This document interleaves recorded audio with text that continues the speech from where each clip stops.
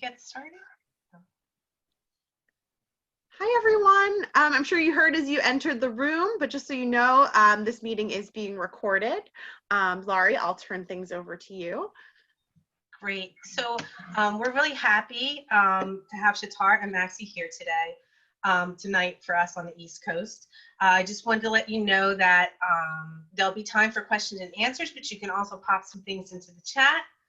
For those of you who don't know me, I'm Laurie McCall and at Platt House, and we have Megan Edelman and Sarah Outing here too from Platt House. But the real stars of the show tonight, and I have to tell you this story. So Schatar Collier and Maxie Collier are here tonight to talk about their work in the entertainment industry. But Schatar reached out to us, which is always special because you know, we're always interested in hearing from alumni who want to help and want to engage with the students and want to share. And we especially love having people who are in the arts and entertainment industry come and talk to our students, because we aren't career services, so we can kind of get away with this because it appeals to the students that we serve. So we're really excited, and it was really nice that she reached out. I'm going to let them talk soon, but I just want you to know that when Schatar was here, she was, like a lot of you probably on this call, she's very active in the performing arts, in what used to be the Arts House, which featured a lot of different arts, which eventually became groups in PAC. So Arts House was a living and learning program. And she did a lot at Penn, and in so many ways, she's probably like a lot of you, or you are like her, in that you had a passion for something at Penn, and now you may be interested in using that passion or taking that passion further into a career. So Schatar is an actress, she's a producer, she has been on network TV, she's been in movies, and together with Maxie, her husband, they own and operate different channels, which have come in really handy during the pandemic. So I'm going to let them talk more about themselves, and I hope that they brag a lot and they're not too shy, and I hope that you can learn a lot from them. So I'm going to turn it over to you, Schatar and Maxie, and go ahead. Thank you, Laurie. Yes, thank you so much. So glad to be here with you.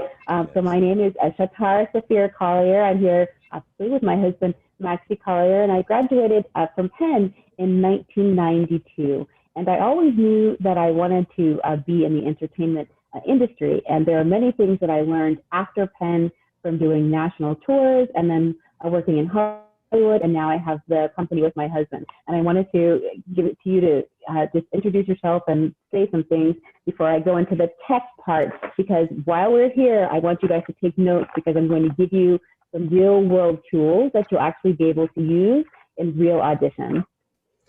Hey everybody, Maxie Collier. I am what you call an OG. In our case, that stands for Original Geek. I'm one of those guys who in the 80s was all about hip hop and computers at a time when most of the world didn't know much about either of those things. You know, so Schatar and I got married in 2013, and we started our company New Vista Studios at that time. And we also had an agency. I had an agency for about 15 years called Urban Freelancers.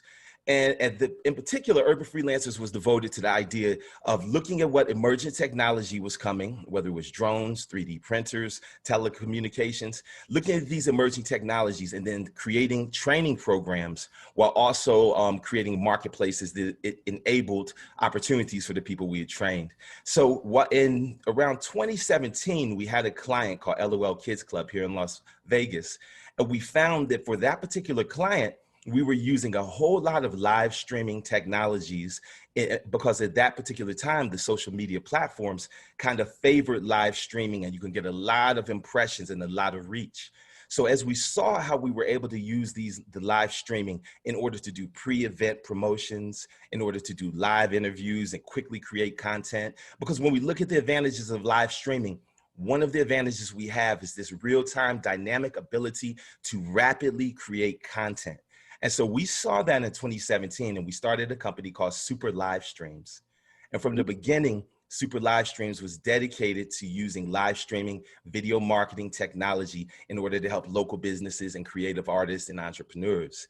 And so, dear, I'll let you pick it up from there. Absolutely. So that link is superlivestreams.com. Again, that's superlivestreams with an S, superlivestreams.com. And Super Livestreams is the parent company that covers all of our channels. So some of our channels are the documentary and reality TV channel, and these are on Roku, and some are on Amazon Fire. We also have Black Reflections TV, and I'll give you the domains while we're here as well. So Docs and Reality is docsandreality.tv. Black Reflections is blackreflections.tv. We have a new channel that is launching called All Women, and that is allwomen.tv. These channels are live and they're on Roku now. We also have a new one that is coming. You'll see some starter content on it, and it's about teaching art, so people who have an interest in painting and that sort of thing. So that is on Roku, and it's Teach Art TV. And there are 22 channels total that we have an idea for, but we know to release them, test first, see what sticks, see what the audience is like, put more of that content out and grow those channels. And the ones that don't do as well, we remove those channels and replace them with content that the audience actually does want in some of the channels. But where did it all start? So I'm originally from Boston, Massachusetts. And in Boston, my godmother was a producer for the New England Emmy Award. So I grew up as a kid, peeking around the curtain saying, I cannot wait to be an adult until I can actually do this thing. And, she trained me even at that age with professional tools and techniques, so that by the time I was old enough to participate in artistic professional capacity, that I would be ready. And I'm going to share some of these techniques with you as well. Some actual sites and links, software and tools that you'll be able to use in your career. So from Boston, I moved to Washington and went to high school there, participated in all sorts of singing groups and every theatrical event that I could. And when I came to Penn, it was exactly the same thing. I joined and sang with the Inspiration and have wonderful memories from there. The Penn Gospel Choir, I sang with them. And I'll go ahead and share my screen for some of the things that actually occurred while I was at Penn. And I say this to say that while you are there at Penn right now, now is your time to practice. And I know you guys know this because you're already here and connected through the Platt Student Performing Arts House.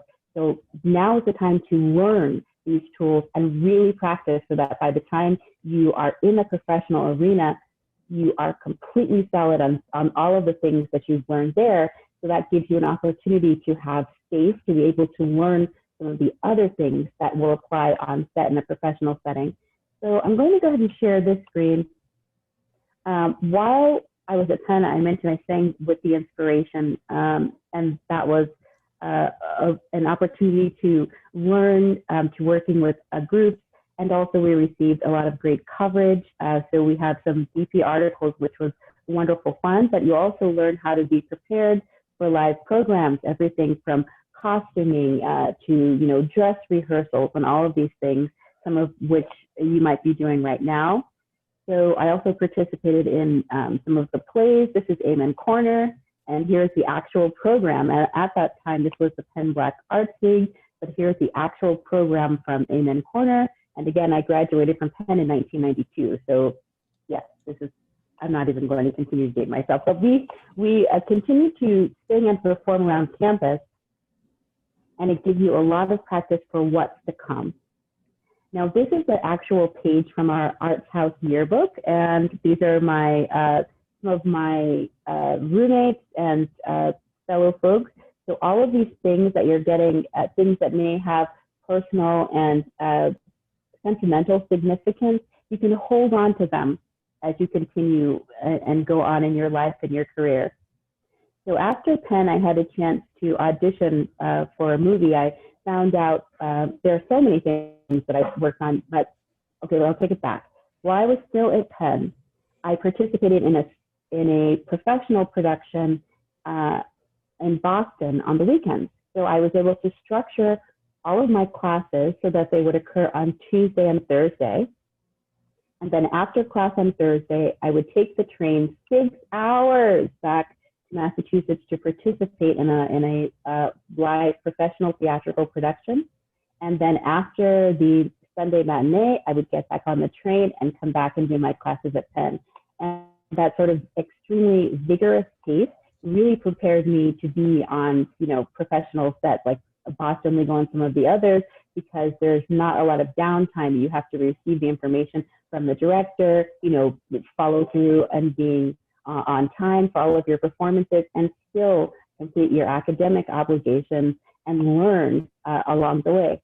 But while I was there at Penn, I had a chance to audition. I heard about, that Spike Lee was casting a movie, and so I went from Penn to New York and was able to just go on that set and perform as an extra, but take a look around while I'm there on set and see, what are the camera operators doing? What are the actors doing? What is the AD? What is their job? What is the director doing? So that you know how to navigate a professional set when you are working as the actor, or you are working as the AD or the director or the cinematographer. And so after working on one of the other shows, this is a coverage in Sister to Sister, I had a chance to audition for the movie Amistad. So I found out that they were having auditions for Amistad. And if you have an opportunity to work with Debbie Allen and Steven Spielberg, you absolutely take it. So I wanted to make sure that I stood out in the audition. So I went dressed in period garb. I put on clothes from that time period. I made sure, that I didn't have nail tips on. I actually was dressed from head to toe in period garb. I even put coffee grounds on my clothing to make it look like I was from that time. And after I auditioned, the casting directors called and said, "We appreciated all of your efforts so much in doing this for the role that we want you to come and work on set." And so I did. So I had a chance to work with them. Damon Hunsu was there, Anthony Hopkins and Matthew McConaughey, just to have the opportunity to be on that set as a very young person and look around and see how things operate on a professional set was truly a blessing. So if you have this type of opportunity, or you hear about a casting notice for a professional film, take it if you can, and just take the opportunity to learn how to navigate the set, what the roles are, what a call sheet looks like, to see how craft services are integrated in the day, because these are things that when it's time for you to be up and on, that you will be ready. So after that, I had a chance to participate in, many other shows. In 2000, I believe it was, I did a show at the John F. Kennedy Center. And at that time, I believe this was my third John F. Kennedy Center show. It was a national production, so we toured the US for 6 months, which was wonderful. And they used to have a magazine called Backstage, a printed magazine called Backstage, which is now in a digital form. Backstage.com is the site. But I was reading Backstage while I was on the tour bus, and it said that the average salary, the mean salary for people who did live theater at that time was $6,183 annually. And so I said, okay, I really like theater, but I also want to be able to support myself and my family.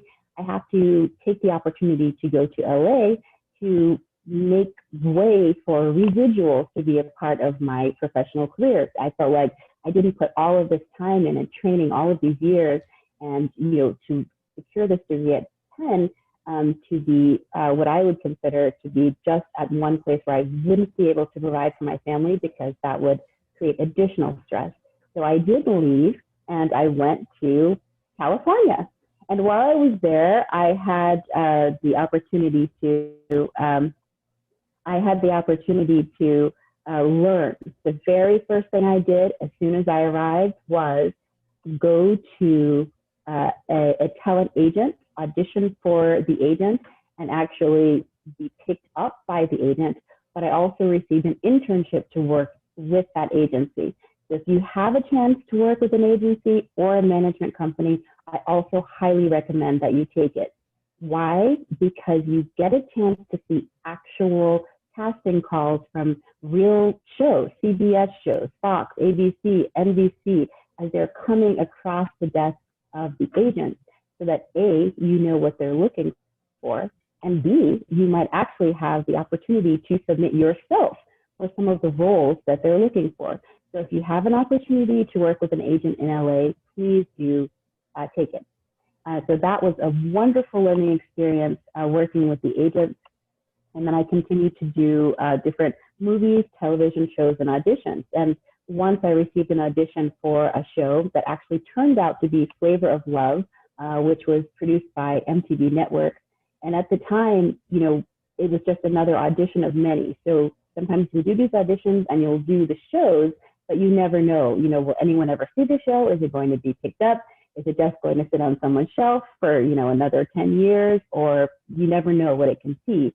So I recommend that you put your best foot forward with every audition, no matter what it is.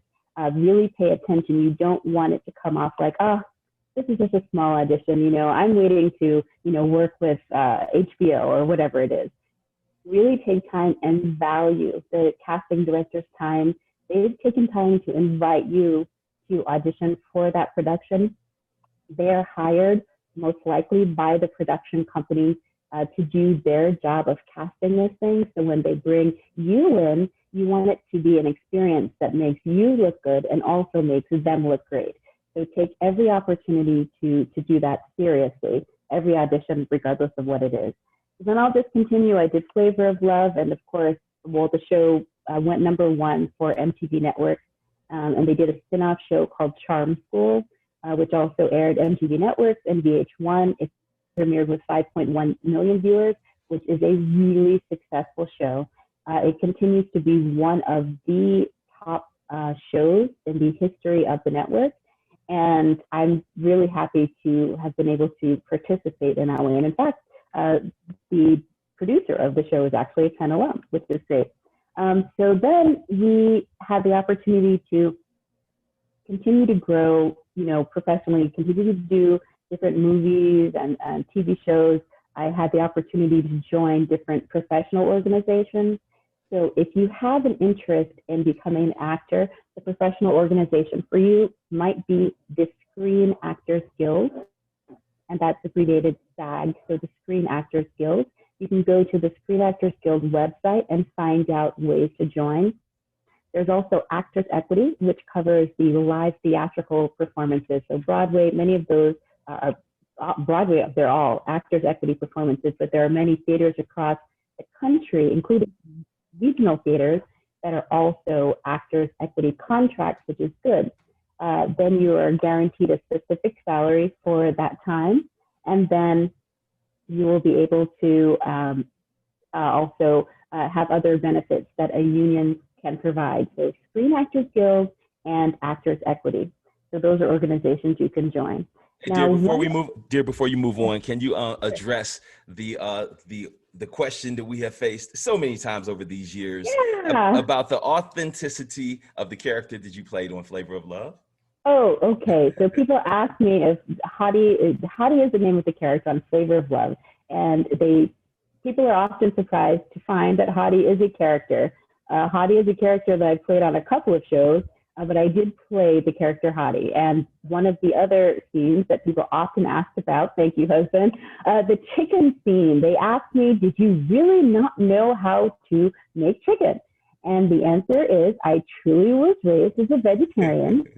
So I did not know how to cook chicken, but I also understood that this was a show, so I wanted to have fun with the scene. So I took the raw chicken and put marshmallows on it, and carrots, and mushrooms, and some chow mein noodles, and put jelly on it, and thinking of people like a Lucille Ball along the way. And then I also looked at the stove where I saw all of the hot grease, just pans and pans filled with extremely hot grease, and I could not help but think about Al Green at that moment.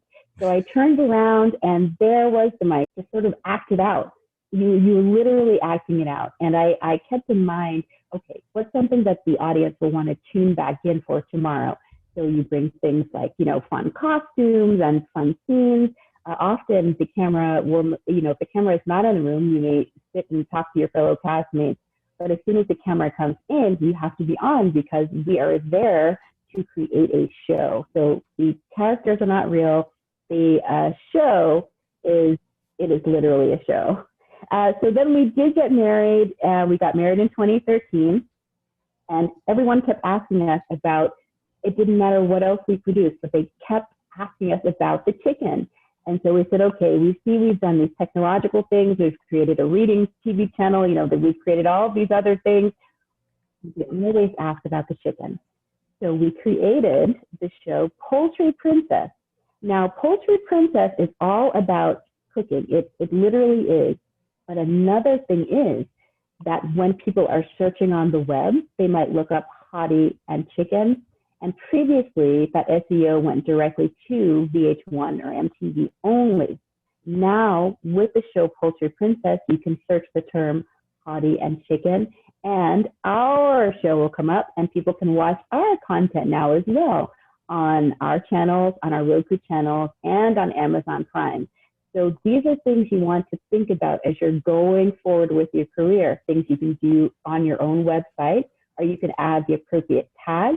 You can add the specific categories, and from those tags that you add on your professional website, and I'm speaking specifically if you have a WordPress website, you're able to add the specific tags. When people are searching for you and they enter your name, these things will start to come up. Would you like to talk about tagging and SEO while we're here? Yes. So again, we got married in 2013, and having but 10 years prior to that, I had basically been what now they call a social media manager. At the time, though, you know, in the mid 2000s, there really wasn't a term for this, you know, so it was based upon the idea of search engine optimization. So how do we appear in the search engines when someone goes to search for our name? How do we appear on YouTube? What is it associated with?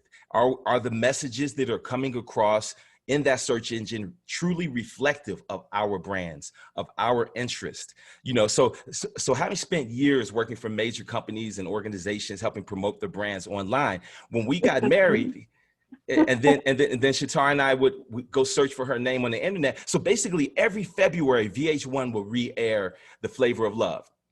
And so we would see a spike in Google searches for Schatar, and we would, and coming from this industry, it was like physically frustrating and painful to me that the searches and all that traffic was just going to VH1. So we knew that we had to do some strategizing and to create some properties that we owned so that when people searched for Schatar on the web, it would benefit us in some way. You know, so we created this Poultry Princess based upon the idea that everywhere we would go across the country, her fans would come up to her and say, Schatar, chicken, how about that chicken? You know, and so it became a challenge to get past that. So rather than become frustrated by it, we said, let's embrace this. You know, as a newlywed, she was cooking more for me and our family members and things. And so my aunts and my sisters, I have 5 sisters, and, you know, my family members were teaching her how to cook. So I said, okay, cool, let's just document this. And so we created Poultry Princess first as a TV show, which we debuted on Amazon Prime a couple of years ago. And it immediately got a lot of attention and started generating substantial thousands of views and things like that. But then about a year into it, the business model changed. And I don't know if you want to talk about that now, dear, or talk about it later. Oh, sure. The business model changed. At least through the Amazon portal, the rate that you receive as a producer and a video content creator, it was 15 cents per viewer hour, so 15 cents per hour, okay? So then it went to 6 cents per viewer hour, and now it's close to 1 cent per viewer hour. However, you know, the folks at Penn, we look at the big picture, right? And we say, okay, how do we look at this business model and make sure that it can benefit our company? So we had the opportunity to put not just this, but the cookbook as part of the Poultry Princess brand. So there's a Poultry Princess cookbook that is now on Amazon, which is retail is $20. And then if you think about that, you can sell, you know, many cookbooks that are a companion product to your streams, but you also have to think about how many streams is it? How many streams does it take to get the same amount to your company that it does for the sale of one cookbook? So you have to think about how you're incorporating these merchandising items and how they fit into your brand. And so from this experiment became a new business model for us. As we watched the digital streams just plummet in pricing, again, from 15 cents per viewer hour, which means that if someone watched 1 hour of our content on Amazon Prime, we got paid 15 cents. It dropped from that to 6 cents to 1 cent. So from 15 cents to 1 cent per viewer hour on the same content, we knew we had to modify our business model. So we started printing the cookbook. And again, now this is another part of our key concepts. It's the idea that these digital tools that are at our disposal are like digital Legos that we click, click, click, click, and put together under the right circumstances. So whether we're talking about Gumroad as a digital distribution platform, Amazon has a whole suite of tools that entrepreneurs can access free. You go to Amazon, you set up an account on the developer's account, and you set up what they call the free tier. And now you get access to a variety of tools at Amazon. So for Schatar's project here, we're using Amazon KDP, Kindle on direct publishing. So that means we're able to take a manuscript, upload it to Amazon, and concurrently create the ebook and the print version in just a couple of clicks. So now those same digital streams that we watch plummet in value can become advertising and marketing and promotion for a print product. So in the book sells between $15 and $20, generating between $6 and $8 or $9 per book sale. Look how many digital streams we have to generate that exact same sort of revenue. Exactly. And then the other thing is, if you think long-term about your professional goals, there might be the possibility for you to have a channel of your own, a Roku channel that can promote your brand. And when you do have a Roku channel, you may have the opportunity to advertise on that channel. And then taking the chance to advertise on that channel, what are some sort of ads you can run? Perhaps you can run an ad for the cookbook on that channel. And so these are ways that these things connect and that they fit into the entire universe of what we're doing here with this. So this is Culture Princess and one of the brands that we have, and you've seen it here. I want to go ahead and move forward. So as the shows start dropping in value, we knew that we had to start distributing our own content or having other ways to distributing, our content. So Schatar had mentioned about Roku channels, and Roku channels are are a subset of video online of what we call OTT, over the top streaming channels, meaning originally these channels were not broadcast channels. They were not cable channels. They were strictly delivered by internet protocol, internet television. So Roku channels, OTT channels, Amazon Fire TV channels, these allow independent publishers to use a series of tools, once again, these digital Legos, to now you can create your own channel and your own platform. Now, why would we want to do that? If we look at right now how YouTube, Facebook, Instagram, all of these platforms are dynamically and rapidly changing their rules as we try to fight disinformation and stuff online. So when you have your own channel and your own platforms, you have the capability to build brands that can grow in value and for which you have greater control.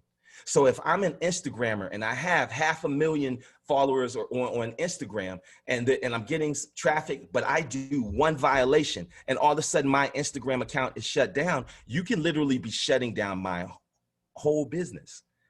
However, if as a digital entrepreneur, I have your direct email address, your direct phone number, or some means to communicate directly, now we're entering a new realm of what we call direct to consumer access.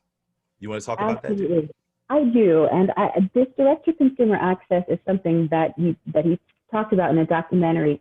Maxie is also the producer and director of the documentary Paper Chasers, which followed, folks like Ludacris and Fat Joe about the business lessons that they have in entrepreneurship and hip hop. Hence the documentary and reality brand. His background was documentaries and tech, and my background, reality television and production. And so we came together to create this. But can you tell me something about paper chasers in case there are some who would like to produce a documentary or tell a story in that way, because Paper Chasers has a very successful route. It went to the Tribeca Film Festival and it streamed on Netflix, which is considered a dream route for anyone with their first major film. Can you talk about Paper Chasers? Well, I spent most of the 90s and my 20s at the college age of most of you all working the Black entertainment television there in Washington, D.C. And it was there where I learned broadcast and professional television. But as I mentioned, in the 80s, I was learning computers on my own. So as I was learning broadcast television, working at BET, I was able to combine what I learned there with my computer technology and very early on write a book called The Digital Video Filmmaker's Handbook. Now, I wrote and self-published this book in 1998, and it was one of the first books encouraging and advocating for digital production, which we had the tools at that time, digital post-production, digital distribution, which we did not have the tools at that time, and digital promotion, which we now call social media marketing. So I wrote that book in the late 90s, and I spent a lot of time in the 90s and working in the entertainment business, working in Silicon Valley. So having seen the parallel between what was popping in the show business over here and what was happening in Silicon Valley, I decided to do a documentary called Paper Chasers. I wanted to go around and take a look at some entrepreneurs around the world and how they were building their business, especially in the hip hop community. So I got through a series of events, partially because of my self-published book, I got to deal with an upstart company called the Independent Film Channel, which at that time was a small production and cable company that was barely on anyone's radar. And so I spent 3 years working on that documentary, Paper Chasers, traveling all over the world, interviewing entrepreneurs, artists, and executives. The movie debuted at the Tribeca Film Festival in 2003. One of the artists that I ended up catching early on in his career was the rapper Ludacris, who I met about 4 months before he released his independent album. And he provided an opportunity over the next 3 years for us to track him and follow his growth as he built his creative entrepreneurial based business, and that's all documented in Paper Chasers. You can see it at paperchasers.tv. So again, my history was in documentaries. Schatar's was in reality television. We saw watching what was happening with Amazon, that we would always be subject to the platforms, that we would always be a sharecropper to the platforms. It's what they call digital sharecropping.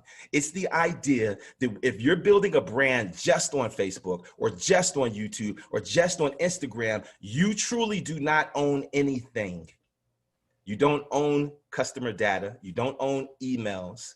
You are really just carving out a little slice of someone else's farm. When you build your own platforms, when you collect that email address and that phone number, you are then empowered to have a direct relationship with your audience and your consumers. So now you can do crowdfunding. You can do product launches and releases directly. And the thing that's so exciting is that there are now a plethora of entrepreneurial ventures and companies that have started taking this approach to creating their own platforms, creating their own programming, and creating their own tools and services. And especially as we look in the quarantine in this COVID era, as so many of us are having to virtualize and rethink digital, so the OTT channels provide an out opportunity. So if you are a church and now all of a sudden you can no longer reach the same number of members that you did previously, you can set up a Roku channel or a Fire TV channel or a web streaming portal that perhaps can help you reach greater numbers than you've ever reached before, as we just experienced with the San Antonio Black International Film Festival, who we helped to go from analog to virtual this year. And do you want to talk about that? Sure. This is the very first year that they were virtual, the San Antonio Black International Film Festival. It was just now, October 1st through 4th. And it just finished. We had wonderful panels, opening night panel with the celebrity actor, Danny Glover, and also filmmaker Charles Burnett, one of the filmmakers that was originally a winner at the Sabbath Film Festival, just got a deal with Ava DuVernay's Array, and their production is now on Netflix. And then we just had a really great opportunity to incorporate the streaming and showcase the filmmakers in this way. But I say that to say, if you go to sabbath.tv, that is San Antonio Black International Film Festival. So save this with 2s.tv/watch.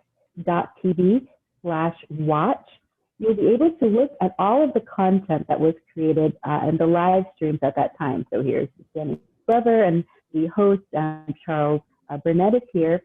But the other thing is, a lot of people saw the streams, but they are not aware that we actually created the platform.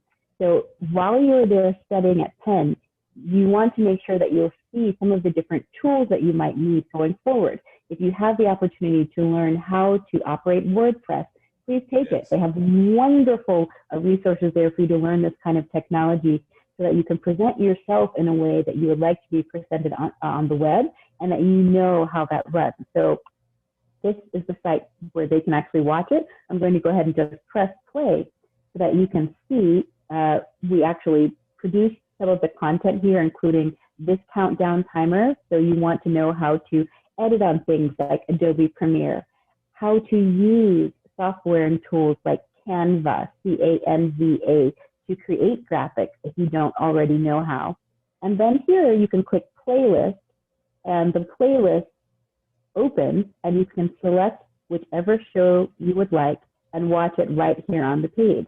So these are some very technologically advanced tools that are incorporated into this film festival site, but you want to look at the tools that you have available to you, as well as looking ahead with the other tools and resources that may be available. Did you want to talk about Super Live Stream? Yeah, so well, just real quick with Sabif, if we can go back there. Sure. So one of the things, having been in the film festival circuit for so many years, one of the things that we wanted to do was create a virtual experience of multiple concurrent streamings and panels and other things that replicated the real-time experience. So in this site, we created a number of virtual studios. This main stage was always available to the public for free.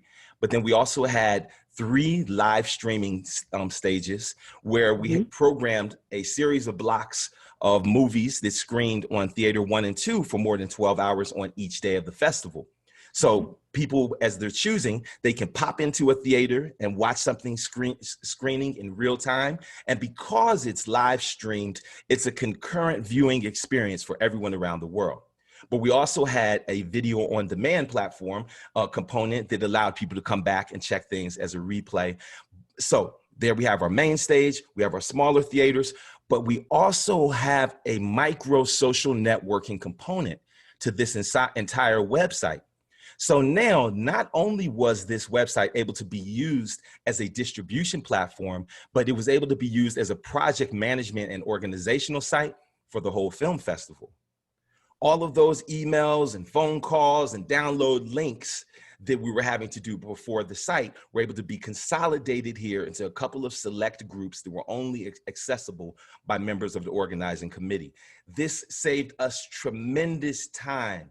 And again, because we were working with such a tight budget, time was the ever constant commodity which we had to handle. So we were able to set up also chat rooms. We had a main chat room as well as other individual chat rooms for each of the theater. This allowed people to talk and dialogue during our panel discussions and became very lively and active, an important part of the overall community during the film project. And so now, we spoke earlier about SEO, search engine optimization. One of the benefits that this site will continue to offer to filmmakers and the films associated is that it will grow in reach via Google as we update the film and filmmaker pages. As people search for these films and filmmakers, this site will show up and it becomes a digital billboard, providing opportunity to promote. It absolutely does. And as people who have an interest in performing, you want to think about that as well. All of these filmmakers received a custom filmmaker page, and all of the films received a custom film page. Each of these pages were also tagged. I'll go ahead and click one of these. Each of these pages were also tagged so that when people are searching for these films across the web, now it benefits the films, it benefits the filmmakers, and it also benefits the site. Yes. Yes, and so again, this ties into some of our overall philosophies at Super Live Streams. And for us, it is about planning, pre-production, platforms, programming, promotions. You know, when the client comes to us, like for example, as more people are virtualizing, one of the first challenges that we're seeing is that people are reducing their budgets, slashing them substantially because of the cost savings that they anticipate with not having a physical location. What we're telling people is you have to increase your platform allocation because you want to create a situation that is secure and that is scalable and repeatable. So people say, oh, we'll just do the event on Zoom. Well, and we're on Zoom, and Zoom is great for select type of events. But as I mentioned earlier in another conversation, at this point, Zoom is like a public utility. It's like an electricity company. It's like a cable company. It's a tool for us. We could not have done this film festival right here just using Zoom. In fact, we had to use more than 24 digital tools in order to pull this all together. Everything from WordPress to a variety of our own customized apps that we created. So for example, we created a self-recorder app that allows people to go to a page and quickly and easily record video according to our specifications. And it comes right to us without them having to download or upload. You know, we created an audition app. We've created a variety of tools to supplement some of the things that we need in order to do these projects. So I actually want to share that. So here is an actual use case scenario of the self-recorder in place. So self-recorder is essentially something, and Maxie hand coded this. I want to you know, he coded the page by hand. But essentially, people can go to that link, they can turn on their video camera, record themselves, and it automatically is uploaded to our portal where the producers and the editors can access that footage and begin to create their content.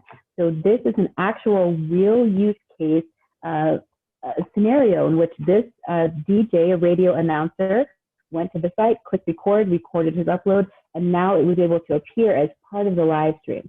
So that is the self-recorder, is another piece. So you see how many pieces are connected for each and every entertainment initiative. And every piece has the potential to have friction that can make people not use those things. You know, so we focus a lot on accessibility and usability and creating opportunities for that flustered teacher or that flustered doctor to be able to easily utilize these tools, because again, that's what we began to see in the segmentation of these audiences, as we would expect that there's a lot of folks younger than 35 who are very fluid. You guys are digital first generation.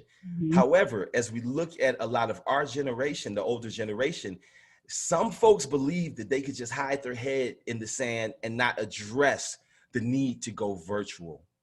But the reality is right now, every segment of our world is having to look for the opportunities to go virtual, but even more importantly, there's more money and resources being distributed towards these things. So there is accelerated growth in certain areas of e-learning, e-commerce, telemedicine, and things like that. We want to help people know to get over technophobia, to get over biases and fears and concerns, and know that this is the time to specialize and seize some of this specialized knowledge and tools and resources that are out here.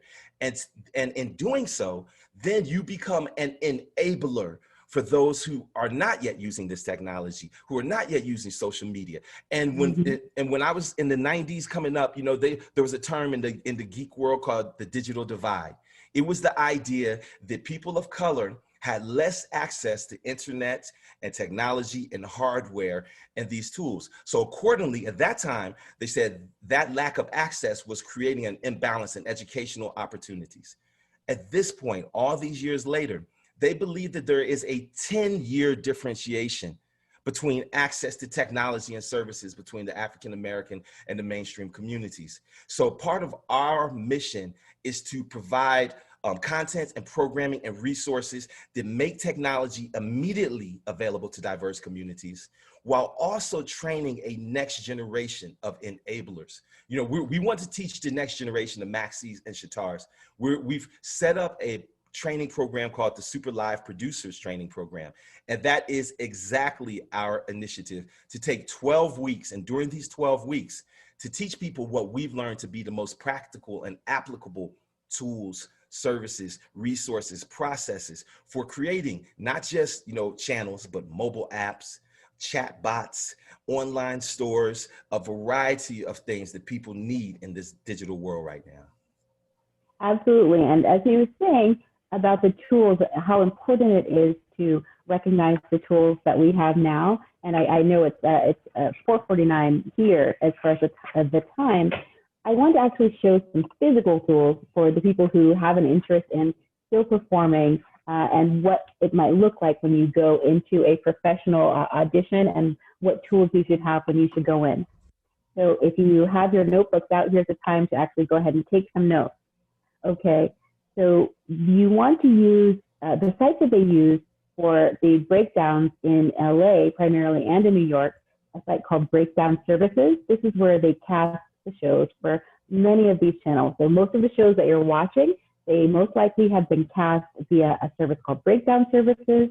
It may have been done through a service called Now Casting. And then there is also backstage.com. You can find auditions there. When you receive your audition notice, you can also use a site called Actors Access, and that is where you will receive actual invitations to audition. Once you receive your audition notice and they send you your sides are the scripts that they actually send you, and it comes, when you print it out, it's a full, I see it's being keyed right here, but it's a full page, okay? So when you receive your sides, you don't want to leave it like this. You don't want to leave it as a full page like this. The way to prepare it is you chop it down. You remove your margins from the top, the sides, and the bottom, and then you staple it right here, not on a diagonal, but directly straight across right in the front. That way, when you go into your audition and they ask you to read your lines, even if you have your lines memorized and you're going in for an audition for the first time, bring your sides in with you and make sure that they're prepared like this. Because why go in with the paper like this and they can barely see your face, right? No, you want it nice and concise. Yes, so that they can see it. Can you give a few tips for online auditions as well, since there's so many available? I absolutely will. For online auditions, again, when you receive your casting notice, it might come through Actors Access, something like this. So their service in which you do online auditions is called EcoCast, E-C-O-C-A-S-T, EcoCast. When you click your EcoCast notice, it has the information on the production, and then here you click to receive your side. Then you can also upload your audition right from home. Now, if it is a voiceover audition, you can use a site called Audacity. Audacity is an open source tool. It's a recording software, and there are plenty of videos on YouTube you can use to learn how to operate with Audacity. It's completely free. So audacityteam.org is the site. That's audacityteam.org. Go ahead and download Audacity and then watch some introductory videos on how to use it. Make sure that when you're recording, you're not just recording into your phone or directly into your laptop, but invest in a microphone. You can use a snowball or other type of microphone that will plug directly into your laptop or your phone so that you have nice, clear audio. Because when they are casting you remotely, if they are expecting you to do production remotely, they will want to know that you can do excellent quality production remotely. So you want that quality to show in your audition as well. And there's tremendous opportunities for voiceovers, for audiobooks, as well as once you have your studio set up, you're ready for podcasting on your own too. Absolutely, definitely. And when you do record your segment, now this is another pro tip from a television producer. You want to save your file name as your name and the phone number that you're using. So for example, with this casting notice that I mentioned, I would save the file name as Schatar, and then I would put my phone number, and that is the name of the file name so that they know how to reach you. I'm not saying give out your personal number. You can get a Google Voice number. Google provides a free telephone number for you. It can connect to your Gmail account. So if you do not have a Google Voice number yet, go ahead and sign up for it. Then when you're submitting the information, you put your name and your phone number in the file name, so that as soon as the casting director opens it, they see the file name, they know exactly who is who. And so I've also mentioned you should attend casting director panels if you can. So if they have any virtual panels like this one we're doing today, you can attend. Software and services that are helpful are Audacity, Adobe Premiere Pro, Canva, and then cameras you can use to have an HD output. You can use something like a Logitech webcam, the Logitech 920, or something better. You can also take those old Android and old iPhone cameras and repurpose them as webcams and get even better quality than some of these webcams. Yes, and I'm going to go ahead and stop sharing my screen now so that we can open the room for questions.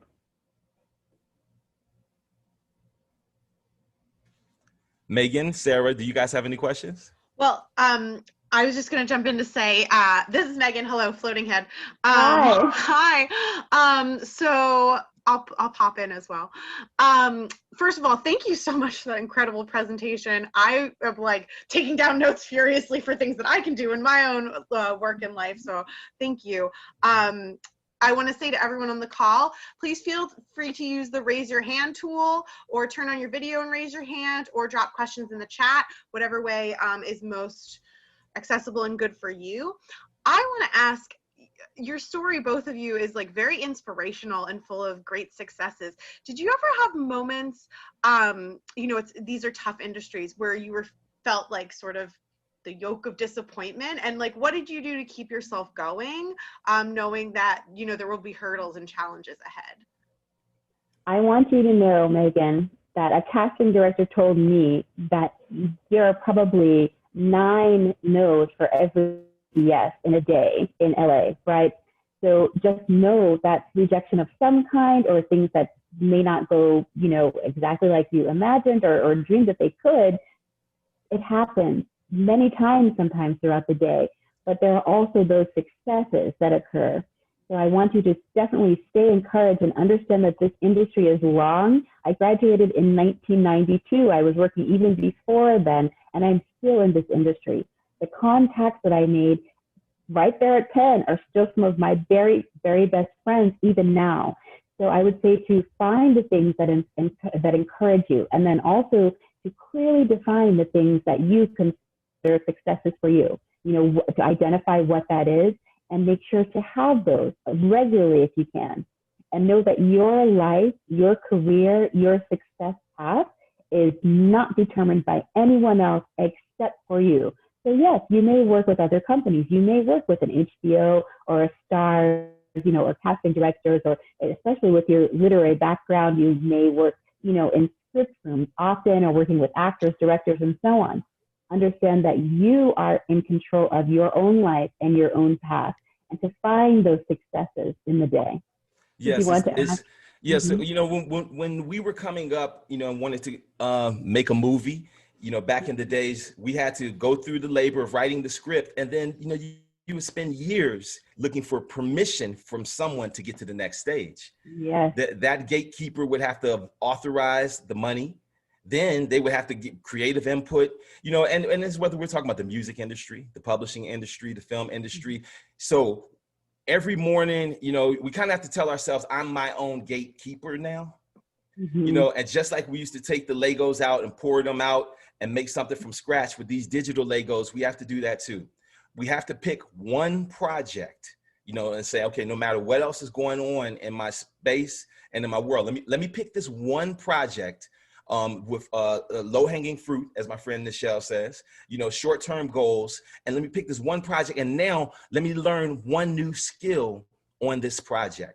Let me know that if I'm not careful, there could be a whole river, a whole stream of new information coming my way that I have to sort through. However, if I can pick one project, is it going to be a blog page? Am I going to make a journal? Am I going to make a YouTube channel? Am I going to make a video? A mobile app? Let me pick one project and find the information that we need in order to execute on that project, and have realistic expectations on that first beta version of that project. There's a new concept called, it's not even new for you guys, but for us OG entrepreneurs, called lean startup. And lean startup, once upon a time when we were making software and apps and things, we'd get an idea today, and it would be 2, 3, 4, 5 years before that product came out. And then customers may or may not like it. In the lean startup approach, you have a minimal viable product. That means create a product that represents the basis of your idea, knowing that it is not perfection, but it's done. And then use the tools to survey people about that product and get feedback, and then incorporate that feedback into your creation of your next iteration. So that's what we're encouraging people. You know, we're encouraging people who are at home, who have chunks of time, who are feeling overwhelmed or frustrated, to pick one particular project, one particular tool, and then run through that. Track down the YouTube videos, go to Udemy, you know, go to lynda.com or LinkedIn Learning and grab the information that you need in order to achieve that one project. Then get feedback on it based on knowing that it is a beta and an initial. Be kind to yourself in assessing it, and then go to the next stage with it. I'm so glad that you said that. And I'm so glad that you asked this too, because the technology that we studied when I was at school is different from the technology now. So you have to look ahead 5 years, 10 years, 15, 20 years. So the technology changes as new things are developed. So for example, someone could have gone to school to learn how to, you know, manufacture CDs, right? And that would have, if that was the only thing that they knew. But now look where we are. Where are CDs now? It's a very specialized thing. So look ahead and be smart about that as you're investing that time and learning those new tools. I'm so grateful for both of your responses, and like, I'm just thinking about like the sense of building the toolkit and the way you said it, like one thing at a time, that focus and kind of layering things up. It also makes it, not only are you going to like dedicate that more focused approach to it, but it makes it more manageable, like taking it in those bite-sized pieces. Yes. And also the note about you defining your own success, because I feel like that gets pushed on people a lot, like what is the expectations, but it really does come from within. And that's for anything anyone pursues. So I'm so grateful for your responses. And I know Sarah popped up. I see a bunch of questions in the chat. Yeah, Sarah, is that what you're coming up with? Chat questions. Yeah, thank you. Start reading through those chat questions. They're good ones too. The first one that I see, a quick one, is a note from Anne. Fascinating industry info and really practical advice. Thank you. And I agree, Anne. I'm also up in here taking like all kinds of notes. Good. Laura wanted to know, for Schatar, I guess, what was your major at Penn?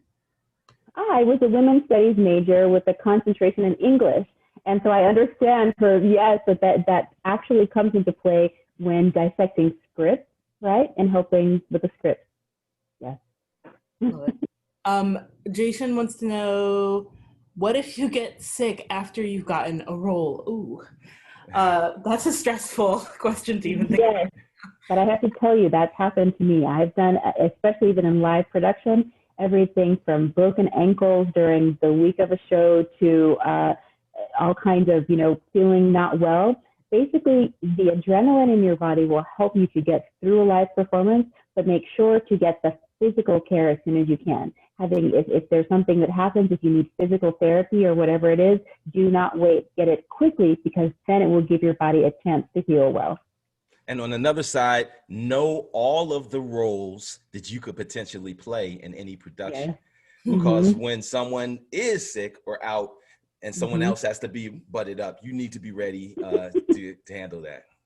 That is so true. Debbie Allen told me the exact same thing. She said, know every single role, every single line, every single song lyric, so that you know and that you are ready. That is very true. Yes. That advice would have. Yes. We'll keep going. Grace wants to know, what would you suggest to someone who has no experience in this industry but wants to get their feet wet? What's like a good start, like a good first view, or like a good place to step in and view the whole scene? Yes, there are quite a few. Would you like to go ahead? I have. Well, it really just depends on what media format you're aiming for, but no matter what media format, it is picking a small project for yourself again. So let's say you've never acted, but you want to act. Well, why not go ahead and write your own movie trailer for a movie starring you, and you play multiple roles. If you want to go ahead, if you want to write a novel, we tell people one of the first things, go to fiverr.com and go order a cover for your novel. And then go make a table of contents and then go print that cover out and put it right in front of your computer. And I bet you're going to write something, you know. So it's those micro steps. Again, if you want to be a recording artist, you know, go where recording artists are. Go to beatstars.com. Don't just go where the people who are trying to do commerce and trying to do, you know, go where the producers are, not just where the consumers are. Yeah, so I guess in general, that would be one of the first things. Switch from consumer mindset to producer mindset and to produce something. Yes, and Grace, I would also say to be patient with yourself as you're learning, to be very specific about the things that you want to learn and how they can be applied to your professional career. For example, if you have an interest in doing the art specifically, is it in front of the camera? Is it behind the camera? Do you need to learn the parts of that camera? Or does it have nothing to do with the camera at all? Do you want to work with audio? Is it the microphone? You need to learn about sound waves and notes and that kind of thing. So to really identify and be specific about what it is, be patient with yourself, and then learn from someone who is doing that very thing. If you have the opportunity to ask them exactly what steps they took, how they learned, what things are helpful looking ahead, then definitely do so. And be willing to go from novice, from beginner to novice to expert. You know, let there be stages of your development. You know, a lot of times nowadays, you know, back in the days, there used to be something called artist development. That's where when people decided that they were going to invest in you, they knew that more than likely you weren't 100% ready and you needed a little bit more of time and money invested. You know, nowadays we have to do our own artist development through those same sort of iterative projects, you know, as before. Yeah. Absolutely. I feel like that advice applies so well to like in person as well as virtual, to like self-starting projects as well as just like trying to get your feet in the door. Yeah, like find a collaborator. That's the best advice. Build your tribe. Yes, Sure. build. If you want to be in front of the camera, find someone who's wants to be a DP, and you two collaborate. Yeah, absolutely. I see Makia is up on the screen. Do you want to go ahead and ask your question? Sure. First of all, I just want to say hi and congratulations to Schatar and Maxie. Hello. I've known Schatar for a very, very long time. Yes. We'll give numbers. Filmmaker. Thank you for joining us. Yeah. I wasn't camera ready, so I had my camera off, but I'm going to ask a question. Actually, it's two parts. Just now, so I've really been following what you're doing with Super live streams, and also we've talked some about the platform you're building with documentaries. I'm a documentary maker, and Schatar knows that. But I'm wondering, like I saw what you all did with the San Antonio Black Film Festival. And, you know, I've been participating a lot, like watching and even on some panels with a lot of film festivals. They're all going, you know, virtual right now. And even if we can gather together again next year, there's probably going to be some hybrid online component, which in a lot of ways helps people like me because I don't have to travel. But I'm also wondering, like, what do you see for film festivals, the pluses and minuses of us going virtual as opposed to them being sort of these local and regional events? Any thoughts on that, about how that might change things? And then just related to that, if independent makers want to do their own, not streaming, but actual live events and live screenings with talkbacks afterwards and all of that, you know, what kinds of, you know, I don't know, insight would you offer to somebody thinking in that direction? Would you like to? You start there. Okay, so definitely things are going virtual, and we understand that there are going to be some in-person components, but there are going to be a lot of virtual components, and that's going to be true for years and years to come. So knowing that, identifying exactly what type of engagement you want the people to have. With the San Antonio Black International Film Festival, we mentioned there are film pages and also filmmaker pages. So you're looking at the construction of that from the very beginning, right? First, we're wondering, why are we making film pages? Why are we making filmmaker pages? Why are we making VIP rooms? It's to duplicate the live festival experience. As a filmmaker, you receive that VIP room where you can invite people to come and pick up your materials, talk with you, look at the trailer, and that kind of thing. And so you can have that same sort of thing in the site. So looking at just the film room, the filmmaker page, and the film page, if you tag each of those pages with a link to the actual film. So let's say we picked one film. On that film page, there's the photo. There's a link to the trailer. There's information about the film. There's the filmmaker name, but it's not just their name. It links out to wherever it needs to go to reach that filmmaker, whether it's their social or that filmmaker page. But then there's a link to where they can watch or consume that content on your platform. So it might be right there through the site, the Stages site in this case. We have them on demand as well as live. So you have to think about that construction, and it takes about 3 months to build all of that. You want to think about that construction from the very beginning so that by the time the actual event occurs, everything is in place. So it's almost seamless for your viewers as they come. And then the filmmakers can appreciate it because it has benefits they may not have even thought of from the beginning. They're now getting the SEO benefits from that festival as well as from that film page. It's almost like a mini social media campaign for each filmmaker. And I love that part because we get a chance to promote them. Yes, and you have to look at what your goals are. Are your goals reach and influence, or are your goals income? And in some cases, we can align those. But, you know, again, look at how many Instagram influencers have substantial reach and influence and maybe or may not have income.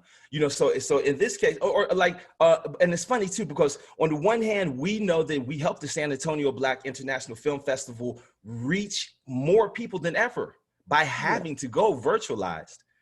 So that brand and the impressions is now on tens of thousands of people. You know, and even when I think about like DJ D Nice, you know, those of us around the music industry have known about D Nice and connected with him since the late 80s. All of a sudden he does Club Quarantine and Michelle Obama's out there rocking out with the brother, you know? And so now look at the reach and the influence. And we watched, all of us, in real time as his Instagram numbers climbed and his reach climbed. Then, and the same thing with the verses, you know, but then it reaches a certain point where you say, well, for sustainability, we have to look at the monetization. How are we going to keep this going? Is this just going to be a fad? Is it going to be a blip in the cyberspace? Or is it going to be a brand that's here a year from now? So therefore, we have to invest for reach, and we have to invest for monetization. Because let's take the case of a film festival. If we're just aiming for monetization, then we say, okay, cool. How many people can we get to this page who are going to convert to ticket sales? That is our goal, getting people to that page and converting them to ticket sales. However, our goal was to grow the brand, San Antonio Black International Film Festival, and then every film brand that had the good fortune of being part of that film festival. So we had to keep sight of that goal, and that superseded certain financial and economic decisions. This is awesome. Does anybody else in the chat or just want to raise their hand and ask a question? Does anyone have any other questions from our participants? We appreciate everybody who's hung with us this long. Yes, thank you. Thank you. I just wanted to say, I mean, so helpful, I think. And I think this is the first, I knew this going in, the first time we've had career mentors that have like such a business side of things and the marketing and everything else. Most of the time they're just telling you how to get your foot in the door, which is also great, and tips for that and things like that. But it was new for us, and it was great. I especially that was wonderful, bringing the memorabilia, Schatar. That was just such a nice. Dana Choi, who couldn't stay on the call, she's associate director at Makuu. She and I were chatting about that, those pictures and the program and everything. That was awesome. And then I really feel like you made a great connection with everyone about making your own stuff and like that whole sharecropper analogy you used, Maxie, that was the perfect visual and the perfect way to describe that. I think that it had meaning, and you guys are just, I don't know, it was very warm and very informative, and I hope that everybody on the call got things. If no one else has any questions, I would like to ask just one ending question. Unless someone else has a question now, I want to give it up to them. So I guess this one's for you, Schatar. What about your Penn experience that did you find most tangible, or most transferable, I should say, to your career? So many. Everything from 8 o'clock classes, really early, having to be on set sometimes, leaving home at 4 a.m. to get there by 5 or 6. All of these things, it set a clear list of goals so that you can achieve those goals at regular intervals. And that applies every single day to what we're doing, even what we were telling our son earlier today. That's amazing. This was just lovely. So Thank you all for the opportunity. Yes, thank you so much. Thank you. Thank you for reaching out. I'm glad this worked out, and looking forward to continuing our connection. Same here. And if anyone has any questions, going forward, they can reach us at info@superlivestreams.com, and I'm happy to answer them. I'm also on QuakerNet. People can reach me through there as well. Awesome. Great. Thanks, everyone, for joining us. Thank you, everybody. Thank you. Keep creating.